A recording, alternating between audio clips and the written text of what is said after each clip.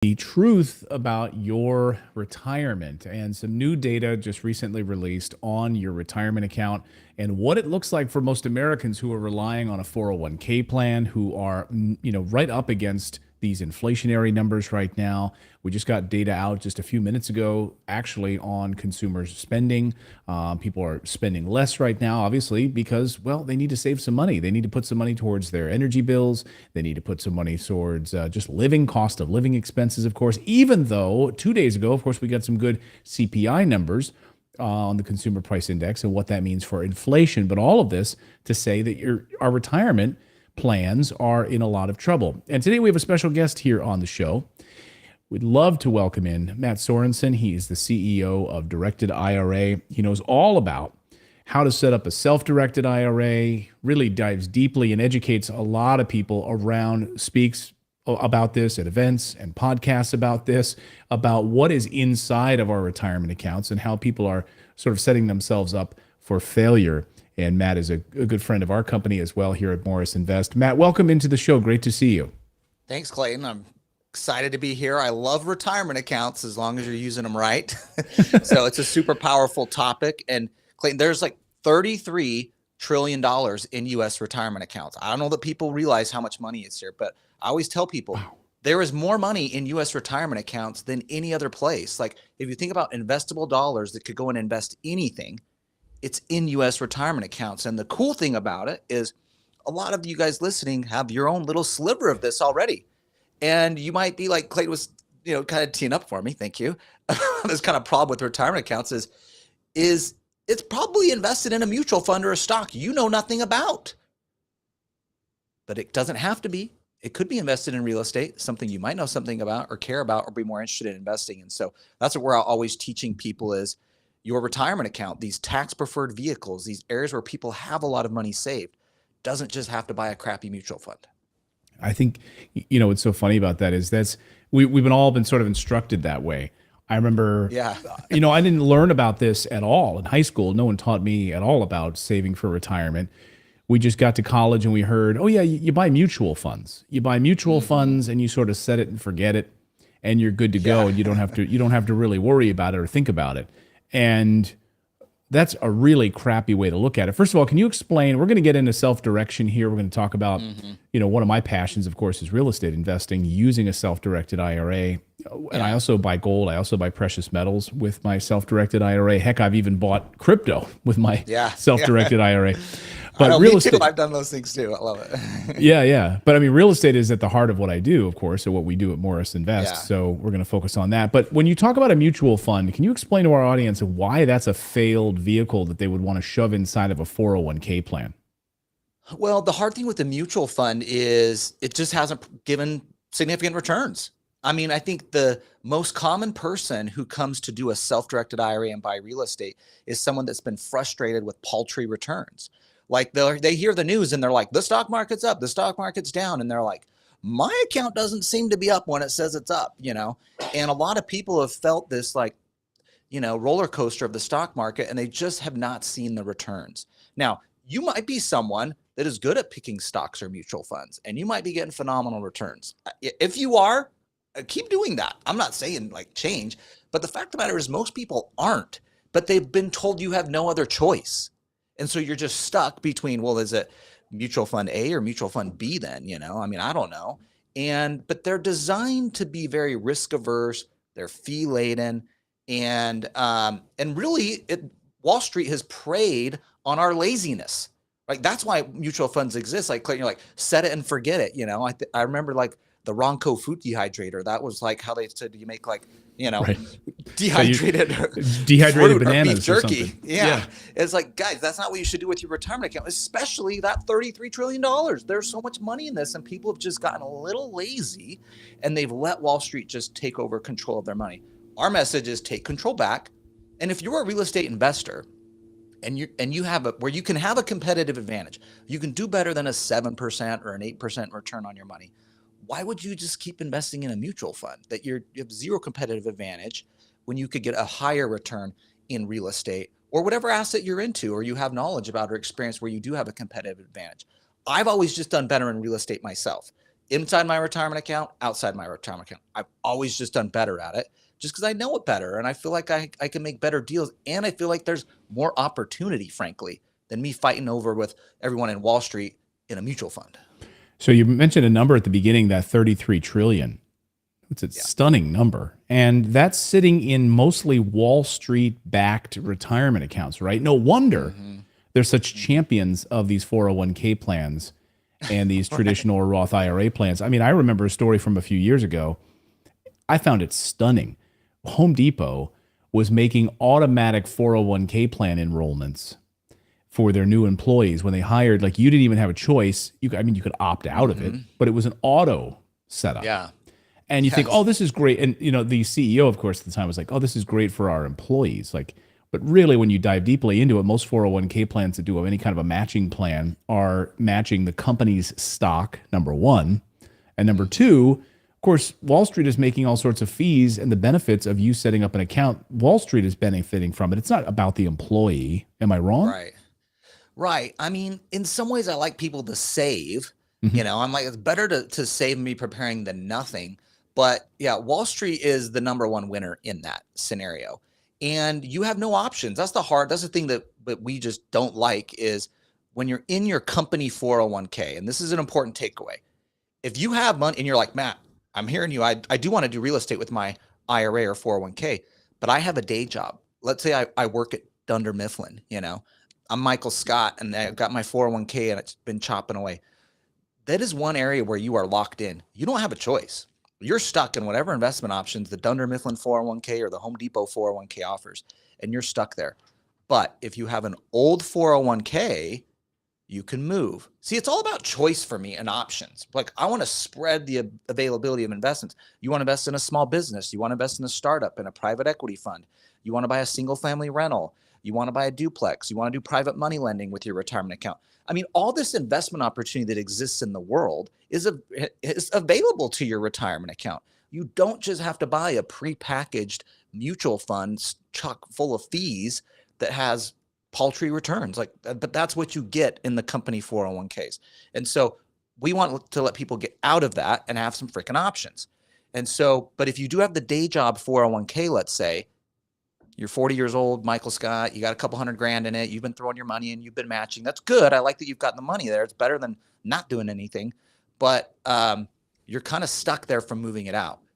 Now, if you have an old employer 401k, you can move out. And it's actually interesting, Clayton, of that 33 trillion, there's more money in IRAs than there is in 401ks. A lot of people think 401ks dominate the space, but most people have rolled out of 401ks. There's so much job changes in our economy now. They don't leave it in the company 401k. There's more money in IRAs, which can easily be self-directed to do real estate. Yeah, a couple, not to tell a personal story here, but it is my show. So, I mean, when I worked at Fox News for a number of years, and when I was heavily investing in real estate at the time, and when I contacted our 401k providing company, I think it was Fidelity, and I reached out to them. I said, I'm really interested in self-direction. I'd like to move my money out of my 401k into a self-directed IRA. I want to start investing in real estate with that. And they said, Fidelity told me, they said, well, we do self-direction. And I said, and I knew the answer already. I just kind of laughed on the phone with the guy. I said, oh, really? So you guys will allow me to choose whatever asset I want, and I can buy it with inside of my 401k plan? This is great. I don't have to move it or do anything. And I said, so I've identified a single family home that I'd like to buy. I'm going to be renovating it, and we're going to place a tenant in that property. I'd like to buy it with my 401k. So that's great that you guys do that. And he said, no, we don't do that. But you can you can invest in real estate REITs. You can invest in REITs. Yeah. And I said, no, that's not what I mean. So it is not self-directed. I have to choose stocks that you allow me to put inside of that. And I said, yeah, okay, I'd like to close my account and move it out and transfer it over to a self-directed account. He said, oh, well, you need to leave your employer first. I'm like, well, I can't, I'm not doing that yet. So I'm stuck. I'm stuck in this plan and I can't do anything about it. But to your point, when you leave, that's when you could really roll these things over. And a lot of people are just sitting on a lot of this capital. At Morris Invest, when we have clients that we work with who are going to come and buy real estate with us, we often find that they don't even realize they have an old IRA just sitting there. or they have an old 401k plan that they left an employer 7 years ago and it has like $30,000 in it, and they just have been sitting on it, not doing anything with it. It's kind of Yeah. crazy. Yeah, exactly. And that example of Fidelity is so funny because I get that all the time. Really? And it's usually people who are like, they have an IRA, let's say already at Fidelity. Uh-huh. And they call in with that same question. They're like, hey, I want to buy the property on 123 Green Street. And they're like, well, you can't do that. Well, it's not because IRAs can't do it. It's because Fidelity IRAs can't do it, right? Right. It's like you walked into McDonald's and try to order a chalupa, you can have a chalupa. You're just not going to get it at McDonald's. Like Fidelity has a menu. Fidelity is a broker dealer. TD Ameritrade's a broker dealer. What do they sell? Financial products. So when they open IRAs, what can you buy? What they sell. Like if you have an IRA at Northwestern Mutual or New York Life, they're an insurance company. What can your IRA buy there? An annuity or a mutual fund product that they've established that they make money on, right? So it's not that you can't buy these assets. It's just you're a provider that has a menu of investment options. And a lot of people don't realize that. Where you have your account can restrict what type of things you can invest in. And when you have the Fidelity or the TD Ameritrade or whatever it may be, you've picked a broker dealer. They're going to only let you invest in the stuff that they sell. So you need to move. And that's what our company does, Directed IRA. We work with lots of people, Clayton from your guys' company, Morris Invest, and where you can move that money from Fidelity or TD Ameritrade or wherever you're at over to a self-directed IRA. So you got a traditional IRA at Fidelity, you can move it to a traditional IRA, Directed IRA. And now when you're with us, we'll say, all right, you want to buy stock? Cool. You can do that. I mean, no one comes here to do that really, but you could. Oh, you want to buy the property at 123 Green Street? Great. Your IRA can buy it. Your IRA can get the rental income. Your IRA can get the gain when the property sells. And it's all sitting in that retirement account, growing tax deferred if it's traditional or tax free if it's Roth. So we're just changing. It's still an IRA. It's still got the same tax benefits of a traditional IRA or a Roth IRA, depending on your account type. The difference is we're putting an asset in it that we believe can grow and have a larger retirement account for us at the end of the day. If you believe real estate and the properties you can specifically buy are going to provide a better return than XYZ mutual fund, that is what we're talking about with the self-directed IRA and that's what you can do at Directed IRA. So let's talk about why someone would want to hop out of a traditional account and jump into one of these self-directed accounts. We talked about the assets specifically, but I want to talk about the tax benefits. You mentioned tax-free. So yeah. And I think, and let me just start here. Why do you think people don't even know about self-direction? Well, I mean, this thing has been around since 1975, but we don't even hear about it. Why? You spend so much time educating people on it. We talk about it at length here on our show. Why do you think people just don't know about this as a vehicle for retirement? Because Wall Street and the insurance companies have dominated the conversation, and they've communicated what your IRA can own because that's just what they sell. And so people just don't know about it. And frankly, I went through law school. I was a tax lawyer. I mean, I never even heard about it, and this should be in my lane. You know what I mean? There's $33 trillion in this space, and they didn't teach us this in law school. I mean, so I was kind of blown away in 2006. I've been a lawyer for 2 years. I had a successful real estate client come to me. He used a Roth IRA to buy and sell a property. He made over $1 million gain in his Roth IRA, which was totally tax-free. So he basically flipped a property. It's a long story, but he basically flipped a property. He made $1 million gain in his Roth IRA, totally tax-free. Now, for this client, he was a real estate guy, and he's like, I could have done this personally. He's like, but this is a short-term deal. I would have paid 40% tax on this thing. I would have kept 600 grand of that $1 million. But instead, he got to keep the whole $1 million in the Roth IRA, zero tax. Now, I remember this guy distinctly because when we were finishing out the transaction, he was selling the deal. He was calling me to make sure he did everything right. He didn't want it screwed up. He wanted to make sure everything was done right.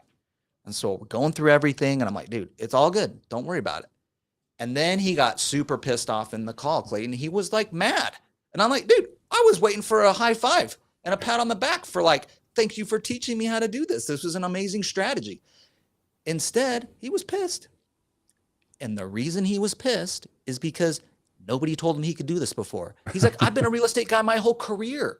He's like, I made millions in real estate. I had the big law firm that helps me with my stuff, a big CPA firm that does my taxes, a name brand financial advisory firm that does my stuff. Not one of those persons told me I could do this with an IRA, and they know that's what I'm good at and what I like to invest in. And he was pissed. And so I left that. And that was seriously like a really important moment in my career where I was like, I am going to make sure everybody knows this. There's a lot more people like this guy out there that had just never heard. And it could be a game changer for him. If this client has a 10 million plus account now, it's a total game changer for him. Yeah, we have a lot of clients similar. I can tell you, I mean, our team is watching the live stream today. I can tell you our team has a lot of similar stories, people who call up, and whether it's just something as simple as they don't even know about a 1031 exchange, or they're not familiar with, wow, this can grow tax-free inside of a self-directed IRA. They have no idea, or that they can even leverage a piece of their IRA and also use traditional financing. No one ever told them this. Yeah, again, there's this big black hole because Wall Street doesn't make money off of this product. Self-directed IRAs, like your company at Directed IRA, when someone books a call with your team, it's a free phone call. They jump on the phone with you guys, and you talk about, hey, I've got an old IRA or an old 401k plan sitting around. Matt, what can you and your team do? How do we set this up? And the custodial fees are minimal per year. This is way different than the amount of fees that are being charged for 401ks and other traditional plans. Can you talk about some of the fees that people pay inside of a 401k plan that they don't even know about? It's actually pretty buried. It's hard to even find how much you're paying on your 401k plan. Yeah, it's like, it's 1.5% is the average fees you're paying in a 401k plan. If you got a $100,000 account, you're actually paying $1,500 in fees. Now, you don't see it because you don't get an invoice, you're not paying it personally. They're just nickeling and diming you literally out of your 401k account every day. And that's how those fees add up at the end of the day. Versus a self-directed IRA, what we charge, our annual fee is $395, $50 new account fee, and then $50 when you buy or sell an investment. And so it's a flat fee no matter how many assets you got. You got $1 million account, you got a $10,000 account, a $100,000 account. It's the same flat fee. We don't penalize you. Yeah, so just imagine a guy does $1 million transaction in real estate, and with you guys, and he set up his self-directed account, and he paid you guys $400, and he just made $1 million. Like Wall Street would have charged, $100,000. Oh yeah, fees would have been significant. Yeah, and that eats into your overall return. This is an important thing about retirement accounts is, we're compounding growth in the retirement account, right? We're talking about saving for. I said 100,000. Yeah, 10,000. Yeah. Sorry, excuse me. Yeah, $10,000. But still, 15. That's a huge fee. That's 1.5%. Yeah. Yeah, exactly. $15,000. Yeah, sorry. Yeah. So like 400 is still way better. But I think those fee differentials over a 10-year, 20, 30-year investing cycle, which is what we're talking about with most people with your retirement accounts. You might have 10 years left, 20 years, 30 years until you're actually going to tap into this account. Those fees add up significantly and make a big difference in how much money you're going to have in retirement. And so, it's a better fee model at the end of the day, even though you might think, well, it's free at my 401k. No, it's not. So, but I want to go back to what you said earlier too about like our team. Like, what if someone calls us and you go to directira.com and you book a call? Like, our team wants to help unlock the money, really. Like, we want to. That's kind of what we're good at. Is all right. What type of accounts do you have? What can we do to unlock the money? We're not going to tell you what to invest into. That's the cool thing of self-directed, right? And that's on you, and that's Clayton and Morris Invest. I mean, that's what you guys are good at. What we're good at is helping you understand what your accounts can do to go invest in the assets that you want. And so we can do that analysis to free call and get you sorted out, so you know where you're starting from and what you can do. No, it's a great point. So you call up Matt's team at directedira.com, help them unlock the money, find out where the money's hidden, how to set up the accounts, and then book a free call with our team to buy real estate. And then you could buy that inside the self. It's a good partnership. It's a good it's a 1-2 punch. Powerful. Exactly. It's a great partnership. I want to talk about the structure of a self-directed account and what can go inside of the account and what can't go inside of the account. Let's talk about what's allowed and then what's prohibited. And there are some things that people need to be aware of when they're investing in. Let's just use real estate as an example. And you're buying a piece of real estate inside of a self-directed IRA. Yeah. What can you do and what can't you do with that asset inside of that account? Yeah. Now, the first principle is this has to be investment real estate. We're not talking about buying a home you're going to live in or a second home you might rent out some of the time and live in personally. So it's got to be held for investment purposes first. But it could be any type of property. Like I said, this could be single family rentals. I've done that myself a lot. That's very, very common. It could be multifamily property. There's lots of options, but it has to be for investment purposes. The second thing is you can't have use of the property yourself, and you can't go work on it either and provide physical improvements. The rules for retirement accounts, there's something called the prohibited transaction rules. They're designed to keep this separate from you personally. They don't want you living at it and kind of like using your retirement account to just personally benefit you. If they're like, your retirement account is going to buy real estate, it's got to be for the benefit of the retirement account because you think it's a good cash flowing property. It'll have good appreciation. Like, they're not wanting this to be an asset that you go benefit from or that your kids have a benefit from or something. So, and I always get clients like, well, I want to buy a rental property in this college town and my kids are going to stay in it. My kid's going to college there. No, you can't do that either. They're restricted. And so as long as you hold it for investment purposes, keep it at arm's length. Don't use it personally. Don't go physically work on it. I mean, you could go to the property and look at it and, oversee things, even if there's repairs on it that need to be done or whatever may happen. Like, that's okay to be involved and go to that stuff. But remember, this isn't you doing the deal or transaction. It's your IRA. It's not hitting your 1040 tax return. You know what I mean? When there's rental income and there's a gain when you sell the property, this isn't flowing onto your 1040. And it's kind of like when you think of your IRA or 401k, you've never had to put any of that money you're making in it, even if you're making money in a mutual fund or you sold some stock, like that never hit your 1040. It's the same thing here with your retirement account. So try to keep you separate. Don't think of it for personal use or personal benefit. Make sure you're holding it for investment purposes. And it's great. And of course, all of the repairs, if you have to pay a guy to fix the toilet or all of that has to flow through the IRA. So in my self-directed IRA, when you have to make some sort of a repair or something, when you make that repair, it's being handled by the custodian, right? It's coming out of the IRA's account. It's not being sent by me, Clayton. It's being sent by, I don't know, it's a long name usually. It's like 123 Main Street in the care of Clayton Self-Directed IRA, and they'll pay $150 for the toilet repair, right? Yep, exactly. And so we had, Directed Trust Company, FBO, Matt Sorenson IRA, would be. Right. And you can have a property manager. I bought single family rentals in my account. I've had property managers and they get the income. They're kind of covering the repairs out of the cash flow if stuff's happening. And, or if I need to send more money for it, I can send more money. So, but the important principle you were mentioning is it's not you personally. You're not going to personally come and cover that repair expense or an improvement or pay the property taxes personally. You don't own this property. Right. Your IRA does. Now, another tool that a lot of people use is something called an IRA LLC or a checkbook IRA. So rather than your IRA actually owning the property where it's in the name of Directed Trust Company, FBO, Matt Sorenson IRA, rather than your IRA owning the property directly, where you do have to go to your custodian, because if that's option one, is just have your IRA own it directly, and it's in the name of your IRA, Directed Trust Company, FBO, Matt Sorenson IRA, for example. But what happens there is the contract to purchase is in that name. The deed is in that name. The rent goes to the IRA custodian. Expenses are authorized through the IRA custodian. Now, you could use a property manager in the middle too. That works too. But a lot of real estate clients, we have a lot of people that do that, but a lot of clients don't like that. They want to have a little more control. And so they can do what's called an IRA LLC or a checkbook IRA. And now, rather than my IRA owning the real estate, my IRA owns the LLC 100%. The LLC in turn owns the property. And I can be manager of the LLC. I don't own the LLC at all. My IRA owns it 100%, but I can be manager of the LLC, which is like president of the corporation, right? You can sign on behalf of the LLC. So now I invest cash into the LLC. The LLC have a business checking account. We have banks we work with that understand this structure. And then the LLC goes out and buys the property.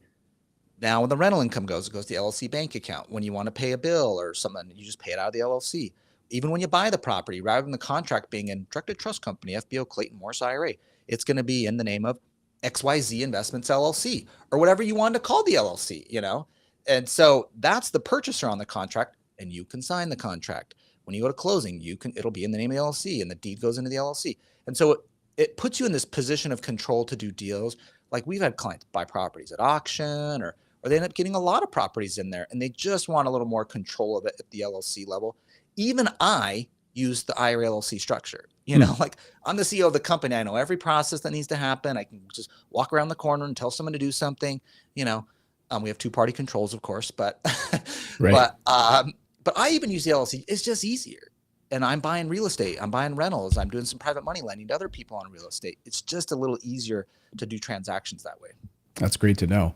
You know, the title of today's show is Exposing the Truth About Your Retirement. And of course, one of the things I wanted to talk about before we open it up for some Q&A here, we got a lot of questions from our live viewers today.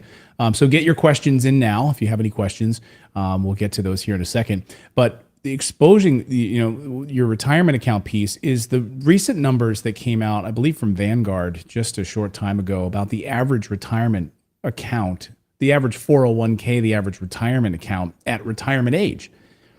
Now, a few years ago, it was about 96,000 is how much someone might have after working their whole life in their retirement account. So they're going to retire on 96,000. The new number is somewhere around 110 or 108,000. I mean, that's the number at retirement.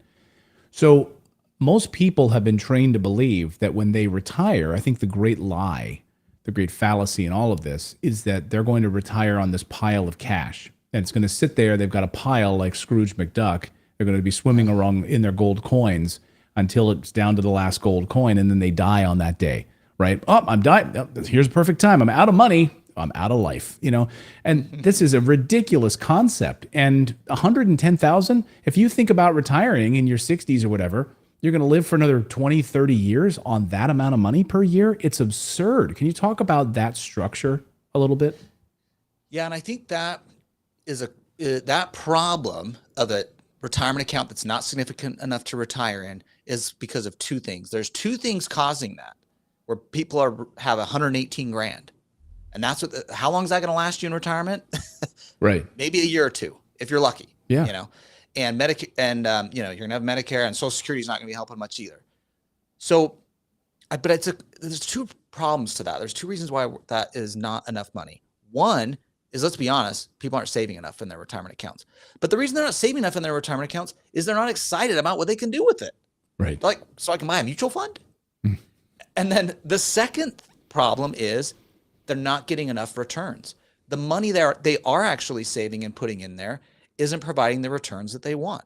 And that's where we feel like we can help people move the needle by having options to invest in things that they care about or excited about, and again, have a competitive advantage like real estate. If you think of adding real estate to your account and building that up over a 10, 20, 30-year cycle, you believe in real estate, and you're buying the right properties, you can break free of that. You can have an account that has significant value that you could look forward to a retirement, right? I think a lot of people, and we do this, I mean, as a tax lawyer, and I don't do a lot of consults anymore, but I used to do a lot of consults, and I would talk to people, and they're people making good money, and they're in their 50s or 60s, and they have nothing set aside, and they are terrified.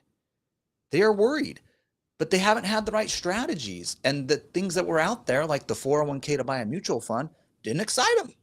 Yeah, it's terrifying. I mean, I saw that with my own parents, worked and worked and worked two jobs, but really didn't have the structure and the retirement structure. And so when my father passed away a few years ago, there was debt, not savings. And it was just unbelievable. And I never want that for my kids. I want to make sure they understand how to structure things properly ahead of time, and to think about financial freedom and building streams of cash flow, rather than one big pile that you're going to live off for the rest of your life and hope that it runs out right around the same time you're going to die that year. It's a ridiculous concept. Yeah. And I had a client. This is just an interesting example, because it's one of these calls where I kind of like cried on a call with the client with her IRA. She was in her 60s. She had retired, and she was debating whether she needed to go back to work. And she had a few $100,000 in an IRA, but it was in some mutual funds. And she's always terrified of her account kind of going up and down. And she was like, it's up, it's down. But she was starting to prepare and getting her Social Security.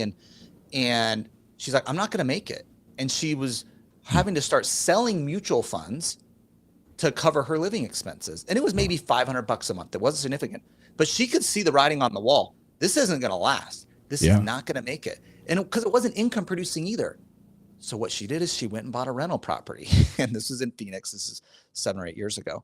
And now she owned an asset that appreciated in value, and she got the cash flow.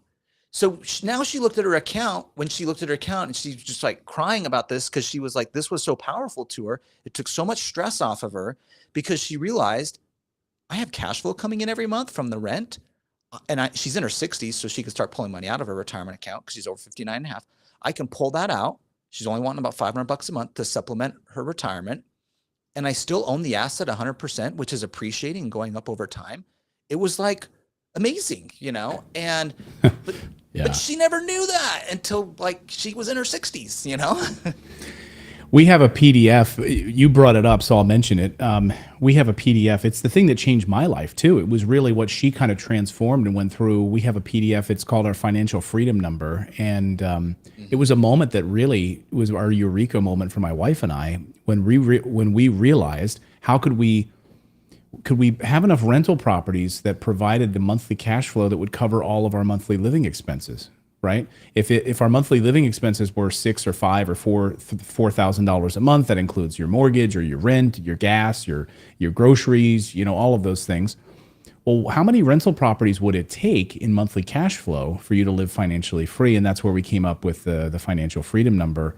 And so go to our website, guys, if you want. Anyone watching wants to grab it. It's kind of exactly what Matt was talking about. Just morrisinvest.com/freedom. It's like a 3-page PDF.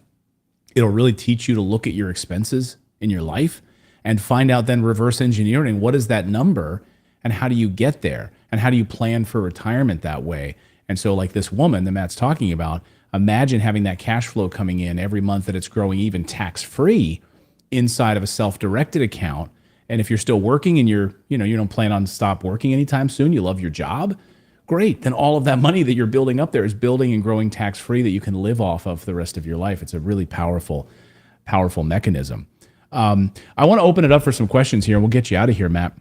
Yeah. I know you've got another thing to do here. So we've got a couple of great questions here from our audience here. Let's see. Here's Marie Powell. Marie says, I want to start a business now at 66 years old and still working and contributing to a 401k. Can I use the Self-Directed IRA LLC to fund this business with a real estate and personal care home?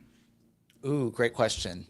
Yes, but this is the lawyer answer. I'm sorry. Right. But so you can, as long as you're using the retirement account to passively invest. And so your retirement account can own real estate. It could own a short-term rental, long-term rental. It could own a group home type scenario on what was the question? Yeah, I have it up here on the screen. I don't know if you can see it. Real estate and personal care home. Yeah. Can I use real estate? Oh, personal care home. Okay. So if there's some care provided to people who stay at the property, that's cool, but you can't do that. So it's got to be held for investment, and it's going to get rental income. That's going to go to the retirement account. So absolutely you could do it, but you just can't be the one staying at the property yourself. So I don't know what you mean by personal care. It's not you there. Nor could you be providing the services. Like you can oversee and manage the property, do the paperwork, check on it, screen a tenant, have a handyman fix something. That's cool. But you can't physically go provide the services at the property where it's like, let's say it's like a bed and breakfast, and you're cooking the breakfast in the morning for people. Like that doesn't work. You can't physically provide the services. Okay. You'd be breaking the law there. Okay. Yep. Great to know.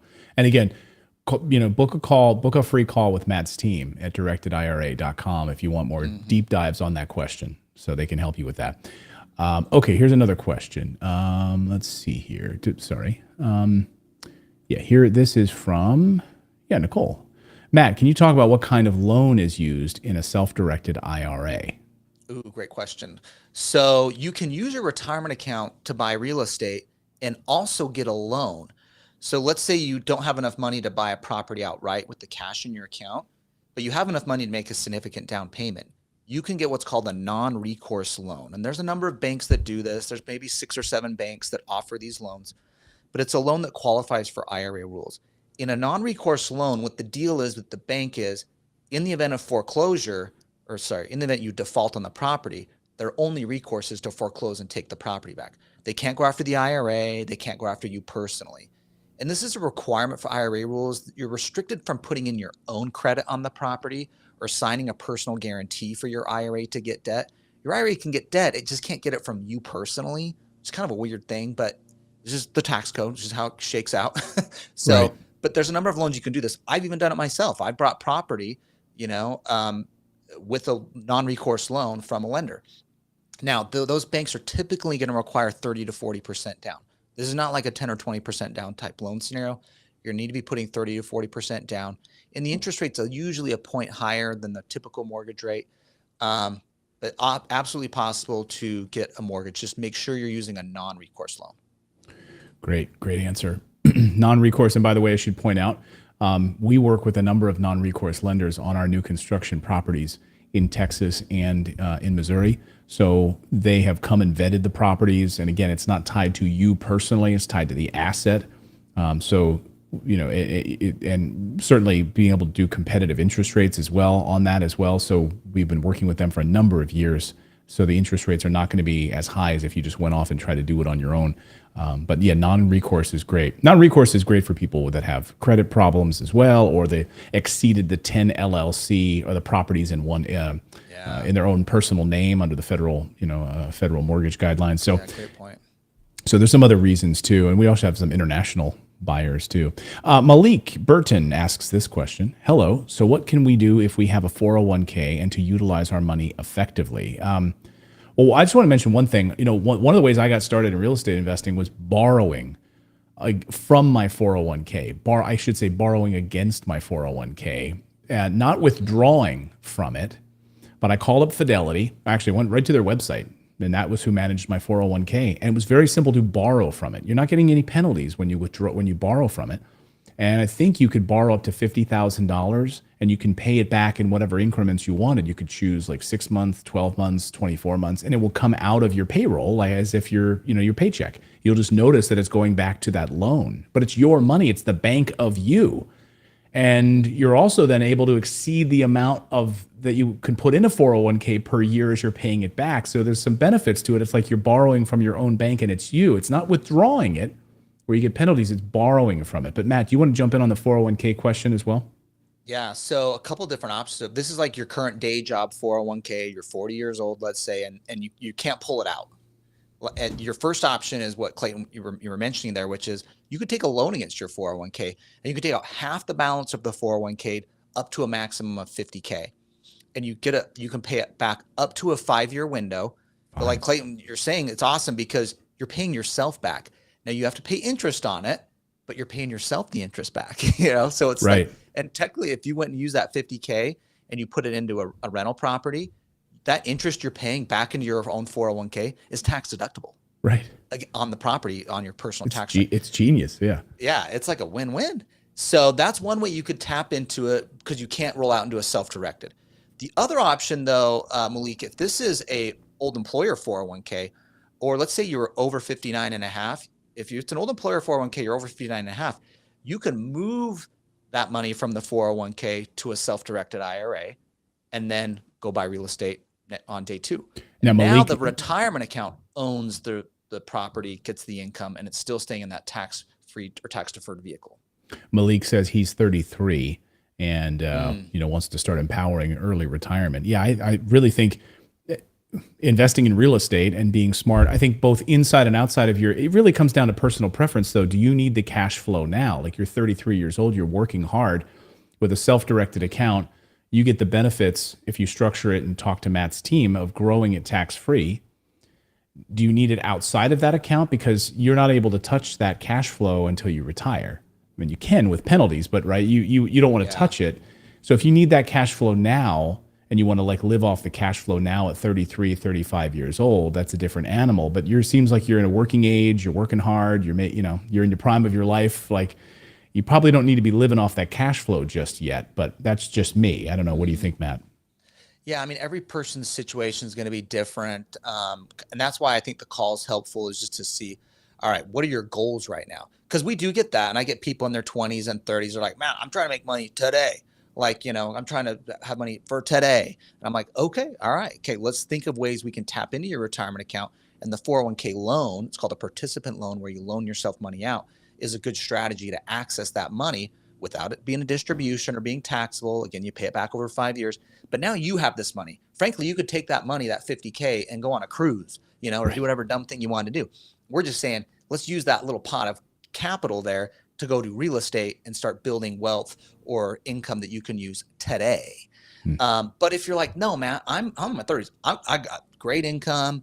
I'm trying to get ahead of the game, and I'm trying to invest, build my portfolio for the long haul.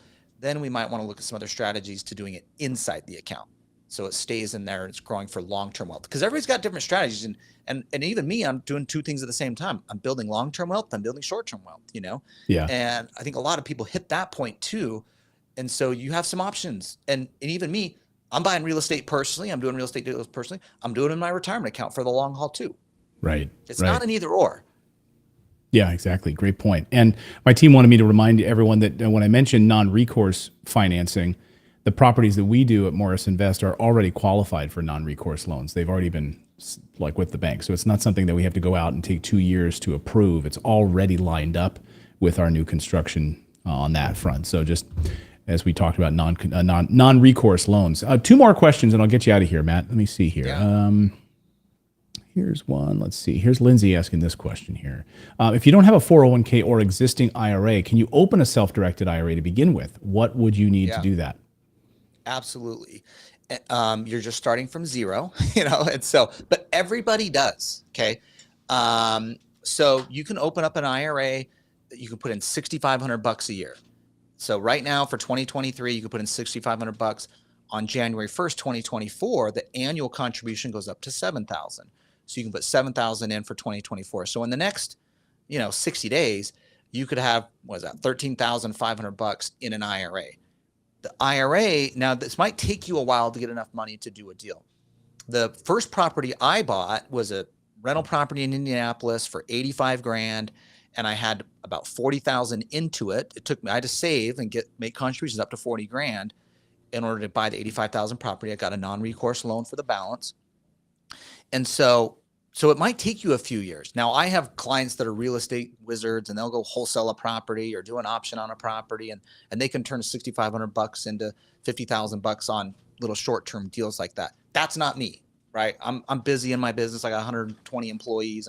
I'm growing my business. I'm not out sourcing little deals like that. Right. But I like the buy and hold stuff. And it took me 3 years of contributions to get that money in. But my largest client has a $300 million Roth IRA.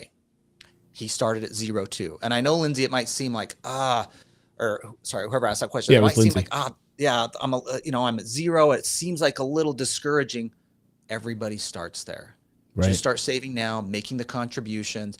Then you get your first property. And my account's grown significantly. And guys, I am like not a home run hitter. I just hit base hits. I'm just hitting base hits, but you just get the contributions in, you make some good investments, you get the money working for you, and that money makes money, that money's working for you and making money too. It's an awesome, powerful tool once you get the ball rolling, but you got to get off zero. Got to get off zero and start making contributions. Well, base hits lead to runs batted in, so Exactly. they don't have to be home runs, right? Here's another question. Jade wants to know another question. What if you have inherited an IRA account from a relative? Are there certain requirements you have to meet when it comes to using these inherited accounts?